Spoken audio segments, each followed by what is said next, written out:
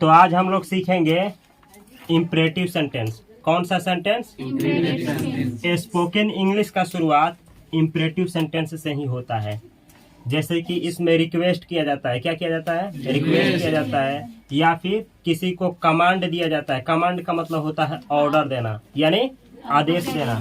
तो imperative sentence में बहुत सारा कैटेगरी आता है, लेकिन इसमें से एक कैटेगरी पढ़ेंगे जिसका नाम है ऑर्डर वाला सेंटेंस या कमांड वाला सेंटेंस। इसका प्रयोग कब किया जाता है? जब किसी को आदेश देना हो। जैसे आदेश दिया जाता है ना कि इधर आओ, वहां जाओ, ये लाओ। ये सब सेंटेंस किसके लिए प्रयोग होता है?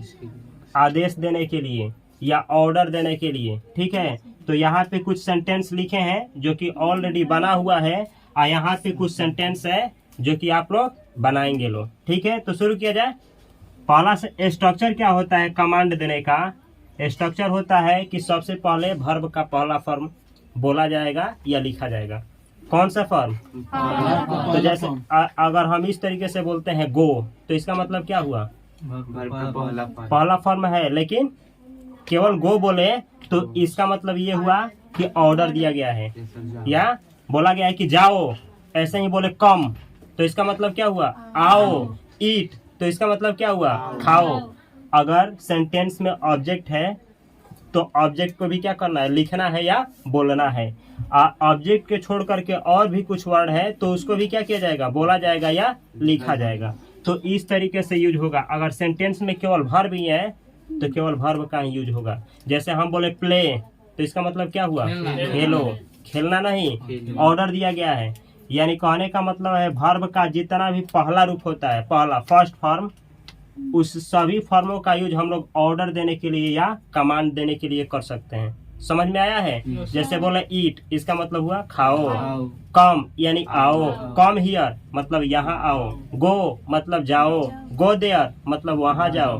गो टू पटना यानी पटना जाओ। गो टू सिवान यानी सिवान जाओ। ऐसे ही बोले go to Patna with mother, मतलब अपनी माँ के साथ पटना जाओ। ये क्या किया गया है? ऑर्डर दिया गया है। तो इस स्ट्रक्चर पे बहुत सारा सेंटेंस बनाया जा सकता है। कुछ यहाँ पे एग्जांपल है, देखा जाए। जैसे कहना हो दरवाजा खोलो, आदेश देना हो कि दरवाजा क्या करो? खोलो। इंग्लिश में कैसे बोला जाएगा? Open the door. ओपन यानी खोलो, और द डोर यानी दरवाजा। तो हिंदी क्या हुआ इस सेंटेंस का? कि दरवाजा खोलो। ओपन द डोर का मतलब हुआ दरवाजा खोलो। अच्छा, द यहाँ पे क्यों लिखे हैं हम? यहाँ पे ए आर्टिकल होता है, ए एन द को दी भी पढ़ा जाता है। कहाँ द पढ़ा जाता है, कहाँ दी? आर्टिकल पढ़ाएंगे तो समझाएंगे। क्यों हम यहाँ पे द लगाए हैं? क्यों हम ए या एन नहीं लगाए हैं? इसलिए क्योंकि जो दरवाजा है वो खास दरवाजा की बात हो रही है। जैसे यहाँ पे कलम गिरा हो और हम बोले कि कलम उठाओ, तो कोई खास ही ना कलम है उस समय, नहीं तो कलम तो बहुत है, लेकिन जो गिरा है उसी कलम की बात हो रही है। तो बोलेंगे कि कलम उठाओ, तो वो खास कलम की होगी बात, तो क्या लिखा जाएगा? The pen. समझ में आया है? ऐसे ही खास यहाँ देखिए लो, खिड़की बंद करो, तो कोई खास खिड़की होगा जिसकी बात हो रहा होगा। तो जब बोलना हो कि खिड़की बंद करो, इंग्लिश में क्या बोला जाएगा? Close the window. क्लोज यानी बंद करो, और द विंडो यानी खिड़की। तो हिंदी क्या हुआ? खिड़की बंद करो। तो जब भी कहना हो कि खिड़की बंद करो, तो आप लोग हमेशा बोलेंगे क्लोज द विंडो। इस तरीके से बनाया जाएगा। अगला सेंटेंस है लाइट बंद करो। क्या बंद करो? लाइट जो जल रहा है, लाइट जो जल रहा है घर में, उसको बंद करो। तो इंग्लिश में कैसे बोला जाएगा? Turn off the lights. Turn off the lights. Turn off का मतलब होता है बंद करना। कोई चीज जल रहा है तो उसको क्या करना? बंद करना। नाला खुला है, अब अभी क्या हो रहा है? पानी गिर रहा है, अब बंद करना है, तो टर्न ऑफ का प्रयोग किया जाएगा। टर्न ऑफ द लैप मतलब क्या करो? नाला जो है, नलका जो है, वो क्या कर दो? बंद कर दो। और टर्न ऑन, यहाँ ओ एन है, टर्न ऑन का मतलब होता है चालू करना। जैसे हम बोले कि लाइट क्या करो? चालू करो, तो क्या बोला जाएगा? Turn on the lights. Lights का मतलब होता है क्या चीज? लाइट। तो जब भी कहना हो कि लाइट बंद करो, तो बोला जाएगा turn off the lights. Light को क्या करो? बंद करो।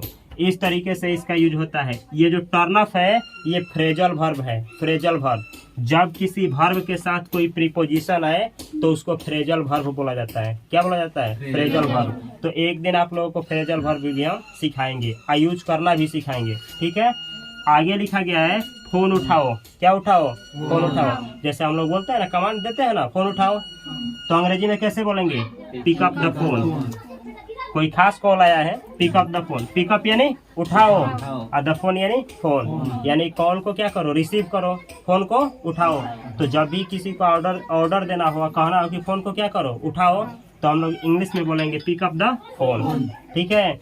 पिकअप जो है फ्रेजल वर्ब है, पिक वर्ब है, आप क्या है? प्रीपोजिशन। तो वर्ब के साथ प्रीपोजिशन है तो उसको फ्रेजल वर्ब बोला जाता है। अब फ्रेजल वर्ब का उपयोग यूज थोड़े अलग तरीके से किया जाता है, ठीक है। अगला सेंटेंस है लिख लो। जैसे हमको कमांड देना हो, आप लोगों से कहना हो कि लिख लो, तो हम क्या बोलेंगे? कमांड के रूप में किस सेंटेंस का यूज करेंगे? Right it down. राइट मतलब लिखो, ईट मतलब इसे मतलब क्या? ये जो दिया है, और डाउन मतलब होता है इसी के साथ फ्रेजल वर्ब आया है, तो ये इसी का रूप है। राइट इट डाउन का मतलब हुआ कि क्या करो? इसे लिख लो। तो हमको कहना हो कि इसे लिख लो तो बोलेंगे राइट इट डाउन, मतलब इसे लिख लो, ठीक है। ऐसे ही सेंटेंस है आगे बढ़ो। क्या बढ़ो? आगे बढ़ो। तो इंग्लिश में क्या बोला जाएगा? जब ऑर्डर देना हो तो क्या कैसे बोला जाएगा? Move forward. मूव फॉरवर्ड बोला जाएगा, मूव फॉरवर्ड। मूव का मतलब होता है बढ़ो, चाहे घस को चाहे हिलो, कहाँ हिलो? फॉरवर्ड मतलब आगे की तरफ। तो इसका मतलब हुआ आगे की तरफ क्या करो? बढ़ो। ऐसे ही हमको कहना हो कि पीछे बढ़ो, इंग्लिश में क्या बोलेंगे? Move backward. तो इसका मतलब हुआ कि पीछे क्या करो? बढ़ो। बोला जाता है ना लाइन में, आगे बढ़ो, पीछे बढ़ो। तो इस तरीके से मूव फॉरवर्ड, बैक फॉरवर्ड का यूज होता है। यहाँ पे कुछ सेंटेंस है, हमारे साथ बनाना है। अगर कहना हो इंग्लिश में बाएं मुड़ो, किसी को ऑर्डर देना हो और कहना हो कि क्या करो? बाएं मुड़ो, तो क्या बोला जाएगा? तो बोला जाएगा टर्न। टर्न, टर्न यानी टर्न का मतलब हुआ मुड़ना।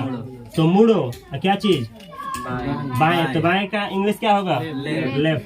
तो होगा लेफ्ट, LEFT। टर्न लेफ्ट का मतलब हुआ बाएं मुड़ो।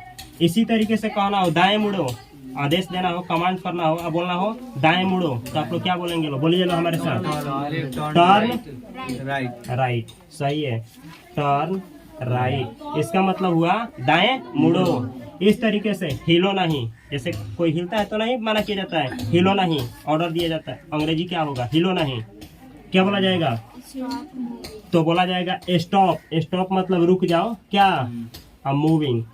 मूविंग का मतलब होता है हिलना, मतलब गति करना। तो बोला गया स्टॉप मूविंग का मतलब हुआ कि स्टॉप कर दो, क्या करना? गति करना, मतलब हिलो मत। इसको निगेटिव सेंटेंस में और एक तरीका है, कैसे बनाया जा सकता है? Don't move. Don't move. तो इंट्रोगेटिव सेंटेंस कैसे बनाया जाता है कल सिखाया जाएगा, ठीक है। अगला सेंटेंस है काम पूरा करो। काम करना का इंग्लिश क्या? काम पूरा करने का इंग्लिश क्या होगा? तो कंप्लीट। कंप्लीट भी आप लोग लिख सकते हैं। चाहे होता है फिनिश। फिनिश का मतलब ये होता है समाप्त करना, और कंप्लीट का मतलब ये होता है पूरा करना। क्या? तो आप दोनों में से कोई एक वर्ब का यूज करिए। हम फिनिश का कर रहे हैं, फिनिश द वर्क। काम को क्या करो? पूरा करो। जो आपको काम मिला है उसको पूरा करो। तो जब भी कोई बड़ा आदमी जो आपका मालिक है आपको काम दिया है, अब बोलेगा, कमांड देगा कि क्या काम को क्या करो? पूरा करो। तो इंग्लिश में कैसे बोलेगा? फिनिश द वर्क, काम को पूरा करो। इस तरीके से आपको ऑर्डर दिया जाएगा। इसी तरीके से कहना हो काम शुरू करो, तो क्या बोला जाएगा? Start the work. अच्छा, start working. Start working. Start मतलब शुरू करो, ये स्टार्ट है, स्टार्ट। और वर्किंग मतलब काम करना, यानी इसका मतलब हुआ काम करना शुरू करो। तो जब भी किसी से कहना हो, ऑर्डर देना हो, कहना हो कि काम करना शुरू करो, तो इंग्लिश में क्या बोला जाएगा? Start working. ऐसे ही हमको ये कहना हो पढ़ना शुरू करो, क्या बोलेंगे आप लोग? Start reading. कभी भी स्टार्ट वर्ब के बाद कभी भी वर्ब का चौथा फॉर्म लगता है। हमेशा याद रखना हो, दुनिया का कोई भी सेंटेंस हो, अगर वहाँ स्टार्ट वर्ब लग गया है और उसके बाद कोई वर्ब का फॉर्म लगाना हो तो कौन वाला लगेगा? चौथा। जैसे हम कहेंगे खेलना शुरू करो। अंग्रेजी क्या होगा? Start playing. नाचना शुरू करो, स्टार्ट डांसिंग। सोचना शुरू करो, स्टार्ट थिंकिंग। इस तरीके से बहुत सेंटेंस बन सकता है। स्टार्ट के बाद वर्ब का चौथा फॉर्म लगाइए जिस वर्ब का यूज करना चाहते हैं। ठीक है, समझ में आया है? इसी तरीके से आगे बोला गया है आराम करो। नहीं बोला जाता है कमांड दिया जाए आराम करो। कोई आदमी ज्यादा मेहनत कर लिया है और उसको कमांड देना है, ऑर्डर देना है कि आराम करो, तो क्या बोला जाएगा? Take a rest. Take a rest ये एक फ्रेजल वर्ब है। ठीक है, इसको ऐसे ही एज इट प्रयोग किया जाता है, जैसा है वैसे ही। Take a rest. Take a rest का मतलब होता है कि आराम करो। ठीक है, आगे लिखे हैं हम दूर रहो। क्या रहो? दूर रहो। जैसे किसी से कहना है कि दूर रहो, उसको ऑर्डर देना है, वो करीब आ रहा है, बोलना है दूर रहो, तो बोला जाएगा स्टे अवे। स्टे मतलब होता है रहना और अवे का मतलब होता है दूर। अवे का मतलब क्या होता है? दूर। स्टे मतलब होता है रहना, अवे मतलब दूर। तो इसका हिंदी मतलब हुआ कि दूर रहो। तो आज से जब भी किसी को कहना हो, आप लोग ही किसी को कमांड देना हुआ, कहना हो कि दूर रहो, तो अंग्रेजी में कौन सा सेंटेंस बोलना है? स्टे अवे, दूर रहो। ठीक है, ऐसे ही अगला सेंटेंस है जल्दी करो। जल्दी करो, तो जल्दी करो का इंग्लिश होता है हरी अप। वो भी ठीक है, हरी अप। ये फ्रेजल वर्ब है। सुने हैं लोग? हरी अप पिक्चरों में ऐसा यूज किया जाता है, हरी अप। जैसे बोला जाएगा जल्दी करो, जल्दी करो। जब बोलना हो कि जल्दी करो तो बोला जाएगा हरी अप। ये फ्रेजल वर्ब है। नहीं तो इसके जगह पे डू फास्ट भी कर सकते हैं। बोलेंगे हम डू फास्ट। डू मतलब करो, फास्ट मतलब तेजी से। तो इसका मतलब ही वही होगा, क्या चीज? जल्दी करो। तो ये है, दोनों सेंटेंस सही है। ये है फ्रेजल वर्ब और ये फ्रेजल वर्ब नहीं है। ठीक है, ये सिंपल सा वर्ब है, लेकिन दोनों सेंटेंस का हिंदी वही होगा, जल्दी करो। तो आज के बाद जब भी आप लोगों को कहना हो कि जल्दी करो, ऑर्डर देना हो, तो यही सेंटेंस का उपयोग करिएगा लो, हरी अप। नहीं तो डू फास्ट। समझ में आया है? अगला सेंटेंस है ध्यान से सुनो। सुनो, लेकिन कैसे सुनो? ध्यान से। तो सुनने का इंग्लिश दो होता है, एक होता है हियर और एक होता है लिसन। क्या? तो यहाँ पे प्रयोग होगा, ध्यान से सुनने की बात हो रही है, तो किस वर्ब का प्रयोग होगा? लिसन का। तो होगा लिसन, लिसन और केयरफुली। केयरफुली हम लिखवाए थे ना, पिछले वाले वीडियो में सिखाया गया है केयरफुली। तो लिसन यानी सुनो और केयरफुली यानी ध्यान से। तो बोला जाएगा लिसन केयरफुली। जब भी आप लोगों को कहना हो कि क्या करो, जब भी बोला जाएगा आप लोगों से कि ध्यान से सुनो, तो आप लोग हमेशा बोलेंगे लिसन केयरफुली, हमेशा और हमेशा। ठीक है, तो चलिए लो देखा जाए कुछ सेंटेंस और इसी स्ट्रक्चर पे हम बोलेंगे और आप लोग क्या करेंगे लो? बतलाने का प्रयास करेंगे लो। ठीक है, एक और वर्ब है स्टार्ट के बाद। स्टार्ट के बाद हमेशा और हमेशा। वर्ब का कौन सा फॉर्म का यूज होगा? चौथा। कमांड देने के लिए स्टार्ट के बाद हमेशा वर्ब का चौथा रूप यूज होगा। जैसे हम कहें दौड़ना शुरू करो, स्टार्ट रनिंग। कमांड दिया जाता है ना, जहाँ दौड़ होता है वहाँ कमांड किया जाता है। बोला जाता है 3 आएगा, उसके बाद बोला जाएगा दौड़ना क्या कर देना? स्टार्ट। तो बोला जाएगा 1 2 3 और उसके बाद बोला जाएगा स्टार्ट रनिंग, यानी दौड़ना क्या करो? शुरू करो। अब दौड़ना शुरू कर देना है। इस तरीके से स्टार्ट के बाद वर्ब का कौन सा फॉर्मूला आएगा? हमेशा और हमेशा चौथा। इस तरीके से होता है बिगिन। बिगिन पढ़ा है ना? बिगिन का मतलब होता है शुरू करना, कोई काम शुरू करना। इसके बाद भी वर्ब का चौथा ही रूप लगता है, शुरू करना। जैसे हम बोले बिगिन रीडिंग, इसका मतलब क्या हुआ? वही पढ़ना शुरू करो। दोनों का मतलब होता है शुरू करना। बिगिन रीडिंग और चाहे स्टार्ट रीडिंग, दोनों का मतलब क्या होगा? शुरू करो, शुरू करो। तो इस दोनों का एक ही अर्थ होता है, शुरू करो। तो इस दोनों को एक जगह पे नोट कर लेना है, स्टार्ट को भी और बिगिन को भी। दोनों का मतलब होता है शुरू करना और दोनों के बाद वर्ब का कौन सा फॉर्मेट लगता है? चौथा, हमेशा और हमेशा। तो कुछ सेंटेंस हम बोल रहे हैं, आप लोग बनाने का प्रयास करेंगे। ठीक है, नोट हो गया? तो कर लीजिए लो नोट। 15 सेंटेंस है, हो गया? चलिए लो कुछ सेंटेंस हम बोल रहे हैं, आप लोग बनाने का प्रयास करिएगा लो। ठीक है, एरर होगा तो हम सुधारेंगे। बोलना है हमें खेलो, क्या होगा अंग्रेजी? किसी को कमांड देना हो जितना भी सेंटेंस पढ़ा रहे हैं आज सब कमांड वाला सेंटेंस है। हम किसी को ऑर्डर दें खेलो तो क्या बोलेंगे? प्ले। हम बोले मैदान में खेलो, अंग्रेजी क्या होगा? Play in the field. हाँ, प्ले इन द फील्ड। सही है। ऐसे ही हम बोले पढ़ो, क्या होगा अंग्रेजी? स्टडी चाहे रीड, दोनों सही है। बुक पढ़ो, रीड द बुक। क्या? Read the book. यह पाठ पढ़ो, क्या होगा?